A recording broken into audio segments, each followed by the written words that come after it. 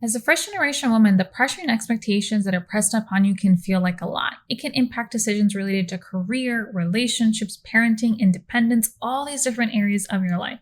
I know because I really struggled with this in my life and finding ways to make decisions that felt right for me, not just to get approval from my parents or doing what's right or expected. In this video, I'm going to share how I moved through that and give you concrete tools that you can apply to your life. Cultural expectations are beliefs and norms that a particular culture holds important. And so in my family, my parents were Colombian. My dad immigrated here when he finished high school here. My mom immigrated in her 20s. And so we were born here, my brother and I, so we're first generation Americans, but my parents were really much rooted in this Colombian culture, and that influenced the way we were raised, whether we visited Colombia, the fact that we spoke Spanish at home, even if it was broken Spanish, the fact that it was my first language, in all these different areas. It impacted what I saw was okay and not okay, the awareness, and this was really important in my family, the awareness that my parents did make sacrifices to come here. And the fact that both of my parents came from a really different background. And so they really, like, anything that they earned or worked towards here, kind of that understanding of the gratitude and privilege that we had here that maybe some of our family members in the other country did not have. And that constantly shaped my reality and my sense of being. Even if at times I didn't have what other people had that I was going to school with, it still was a sense of like, you need to be really grateful because your parents sacrificed a lot for you to be here. Also instilled the sense of like hard work and work ethic. So that was really important for my parents, that you come here, you work, you kind of really make this worth it. And there isn't like much discussion about this. Even I was more of like, follow the rules, do what needs to be done. So I really didn't rebel much against that. But in retrospect, looking at it, that was really enforced through my life, as well as go to school, go to college. That's just like you follow the path. I don't think that's unique to Hispanic or Colombian culture, but I think even more so this understanding that because their parents made a sacrifice, you really have to be cognizant of it being worth it for you. In terms of decisions or how it impacted me, I definitely recall when I was getting ready to go away to school, there was a lot of things that were happening in my family at that time, but I think back on that period and like this sense of independence really wasn't what was fostered, right? I went to school, I stayed home, and I went to a local university. I drove, I commuted, and really I think that's very similar to a lot of first and second generations, because at least not in my family, wasn't encouraged to go away and be on your own, especially at 18, especially as a female. That was not what was being encouraged in my home. Now, I think if I really wanted to do that, if I really felt like that ownership and rebelled and really stood like my firm ground, my parents probably would have conceded. But when I think back on it, it wasn't something that was heavily encouraged or influenced. So I just did the thing that was like easier or what was expected of me per se. In terms of even like through school and career, I was also very cognizant of picking a career. So what's really interesting is my parents are both proud of the fact that I got a master's and did all that. But I think both of my parents still struggle with this concept that I'm a therapist and a coach now, and that I work with other people.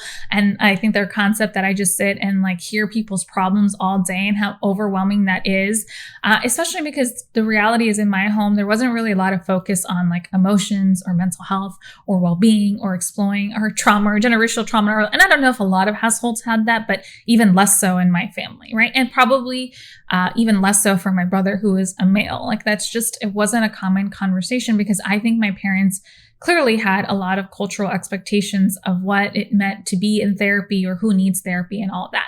And so I say that to really put in the forefront that I really had to be comfortable with dealing with a lot of discomfort that my parents really didn't get why I did what I did, even if they were trying to be supportive, but they weren't fully on board or grasped it. I think another thing that I really had to deal with was also understanding or going through some of these systems on my own. And so that's one thing in learning how to deal with this cultural expectation. Some of it might really fall on you, and that's just the expectation. One, because my parents just might not have navigated that financial university landscape, so they didn't really know that. And two, the expectation is that you're just going to figure it out and find out, especially since I spoke English, like you just had a leg up. I think also to a certain degree, the cultural expectation, especially related to my mom.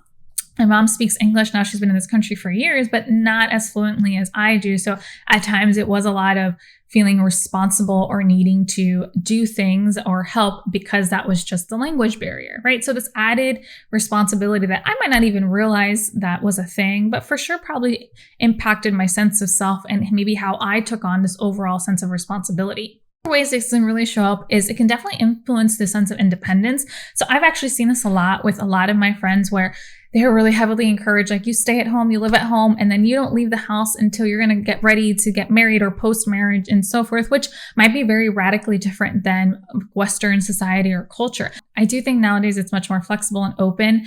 And I was unique in that I really decided at some point that I wanted to live on my own, which that wasn't really heavily encouraged or talked about. Again, because the culture was like, if you can stay at home and be close and be safe, why would you go and live on your own? Like, that's not, like, the sense of independence isn't necessarily that important. And I want to, again, really put this out there that my parents aren't even that strict. And I want to acknowledge, I know a lot of other friends that were a lot stricter. I worked with a lot of people where their parents are much more restrictive and instill like this sense of fear. And I don't think they do it in a negative intent. I think that's just based on their history and upbringing that, like, you stay close to home. There's no reason for you to be on your own, especially as a woman. I want you to think about all the different ways that maybe these cultural expectations have impacted your decision making. So write down in the comments below, what are some of the struggles that you've dealt with?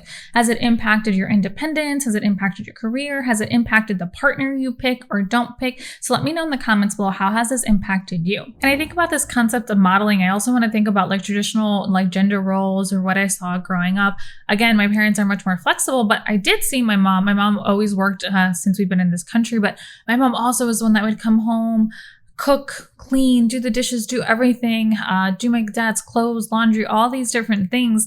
And again, luckily my parents didn't enforce that, like, okay, as a woman, I had to do that as well. Or really ingrained, like I had to cater to my brother because he was a male. Like, again, my parents were much more open, but I will say, like, what did I actually explicitly see? I saw these more at times traditional gender roles. Even to a certain degree, I think back, my mom worked a lot. Like, she was constantly doing stuff for us, my dad, us, like working and so forth. And I don't think my mom really modeled like rest or like play or having her own interests outside of being a mom and a wife.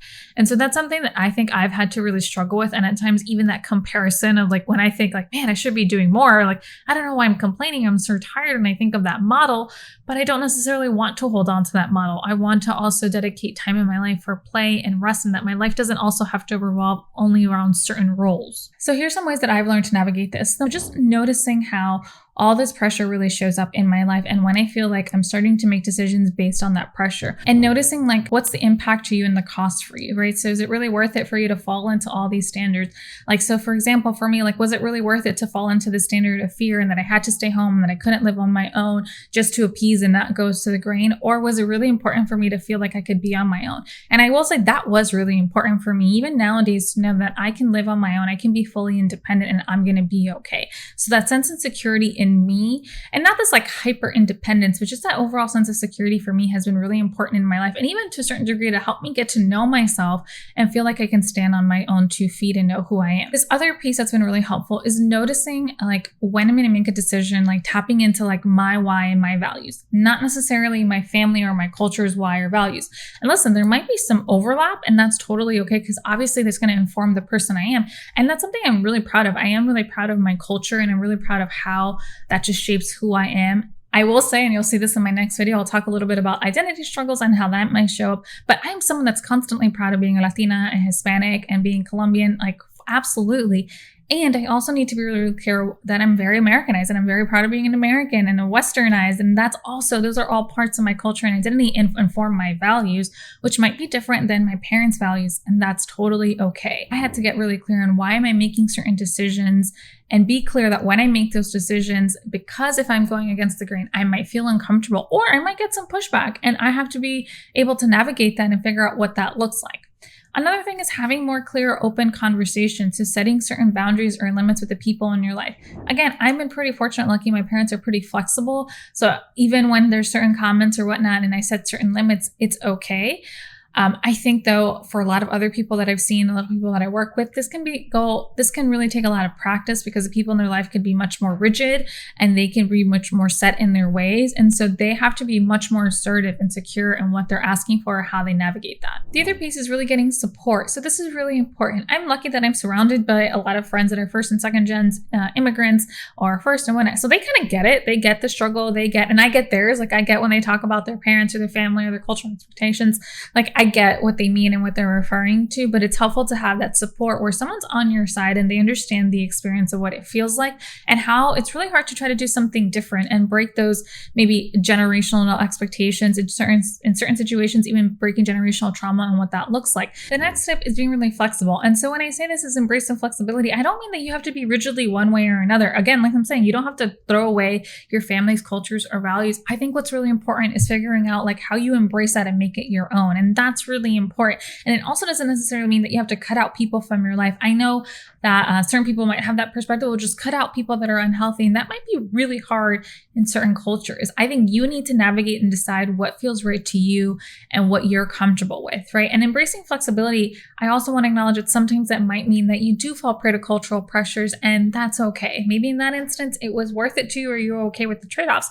In other instances, maybe it isn't. So embracing that flexibility and depending on the situation, you deciding how you want to respond in this moment. The next one is really giving yourself some grace and self-compassion, that as an adult, you kind of finding your own adulting, figuring out who you are. And even I see this a lot with parenting. I'm not a parent, but I work with a lot of parents. It's like how you want to parent and how that shows up, and not letting maybe others influence like get in the way, or maybe you feel guilty, or also you feeling like, man, it really reflects on your childhood experience and it causes you to have a lot of feelings of resentment or anger towards your parents. That's a whole other topic. But either way, I think it's this piece of embracing this, like giving yourself some grace, that you're figuring it out as you go and you're figuring out who you are and what this looks like in your life and how you're going to navigate this. This other piece is like find a mentor, someone that you can work with, whether it's a therapist, a coach, someone that's going to help you. So I actually really did this through different points in my life when I felt really stuck, especially like in this transition point when I finished my graduate school and I was first in my career, and I was having a lot of doubts about what I wanted to do with my life, and I was having a lot of doubts like being on my own,